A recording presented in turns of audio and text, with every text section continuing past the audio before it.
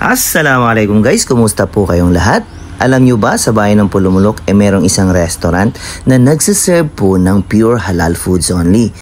At alam nyo ba na aside from being a halal resto guys, is napakaganda po ng kanilang place dahil napaka-comfortable po ng kanilang resto bar dahil sa naka-air condition po ito at maganda po ang ambience sa loob. And what's good about this resto po guys is napaka-friendly po ng lahat ng kanilang mga staff. At alam nyo ba na napakamura po or affordable ng kanilang mga pagkain na siniserve dito? Gaya na lamang po ng kanilang batchoy at ang kanilang manok na inasal. So marami pa po kayong pwedeng pagpipilian dito ng mga pagkain. Pero sa akin, ang aking pinakapaborito sa lahat ng kanilang mga menu ay walang iba kundi ang kanilang special batchoy na aking binabalik-balikan sa tuwing ako ay pumupunta sa kanilang resto bar. So hanggang dito na lamang po guys. Maraming salamat po sa inyong walang sawang panunod ng aking vlog.